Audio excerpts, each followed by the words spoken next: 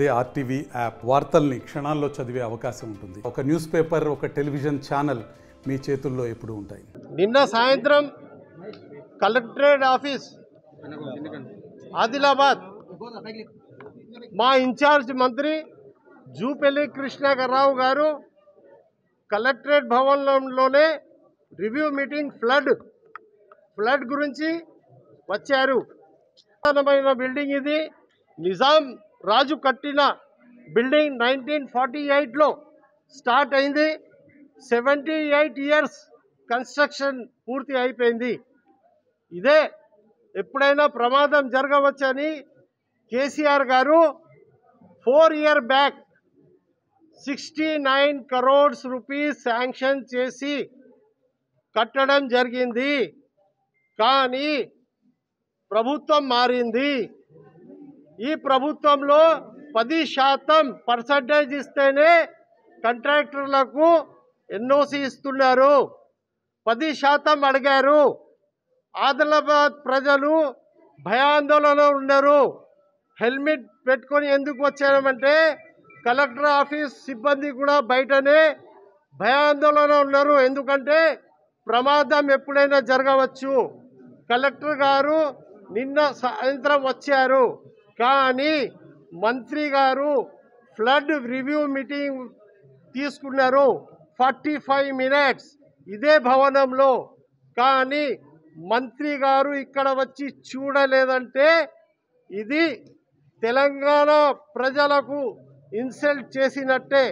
చేతకాని ప్రభుత్వం నడుస్తున్నది. రేవంత్ రెడ్డి పాలనలో ఇంద్రమ్మ రాజ్యం అంటే ఇదే ఇంద్రమ్మ రాజ్యం. ప్రజలు సావని పోని మాకు అవసరం లేదు. గారు వచ్చారు.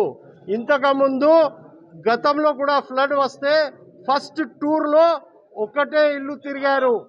బొక్కలు కూడా అదే జోగురామన్న వెనుక చిన్న గుడిసె కూలిపోతే 4,000 ఇచ్చారు. 4,000 ఇది ఇన్సల్టింగ్ ఆఫ్ సిటిజన్. పూర్ పీపుల్కు ఇన్సల్ట్ చేస్తున్న ప్రభుత్వం ఏదంటే ఫస్ట్ ప్రభుత్వం ఇది రేవంత్ రెడ్డి ప్రభుత్వం. 10% తీసుకునే ప్రభుత్వం. ప్రజల గురించి ఆలోచన లేదు. ఇంద్రమ్మ అక్కడ స్వర్గంలో ఆలోచన చేస్తున్నది. ఇంత దుర్మార్గుడు ఎట్లా వచ్చి కూర్చున్నారు. ఈ ప్రభుత్వం ప్రజల పాలన లేదు, రాక్షసుల పాలన నడుస్తున్నది. అందుకొరకే భగవంతుడి కొరకు మేము ఇది చేస్తున్నాం. కలెక్టర్ గారికి రిక్వెస్ట్ చేస్తున్నాం, అతి త్వరలో బిల్డింగ్ షిఫ్ట్ టెంపరరీ చేయండి, కొత్త భవనం కట్టడం చేయండి. Thank you. शाम में बिल्डिंग डिसमेंटल हुआ फ्लड के इफेक्ट से. कल जूपल्ली कृष्णा साहब मिनिस्टर साहब यही बिल्डिंग में मौजूद थे. पूरा डिस्ट्रिक्ट एडमिनिस्ट्रेशन था.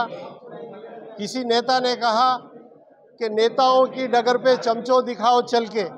नेताजी 10 कदम दूर नहीं चल सके. जूपल्ली कृष्णा राव जी हमारा कलेक्ट्रेट ऑफिस में मीटिंग कर रहे, रिव्यू मीटिंग ले रहे हैं, लेकिन ये मिनिस्टर साहब 10 कदम चलकर आकर कलेक्टर बिल्डिंग को नहीं देखे. अफसोस की बात है केसीआर साहब पिछली गवर्नमेंट में 55 करोड़ से सर्वे नंबर 72 में 40% बिल्डिंग कंप्लीट हो चुकी है 4 साल पहले. लेकिन इस गवर्नमेंट 10%, ये सारी तेलंगाना के हर शख्स को पता है, 10% दिए तो ही काम आगे बढ़ रहा इंदिरा राज्य में.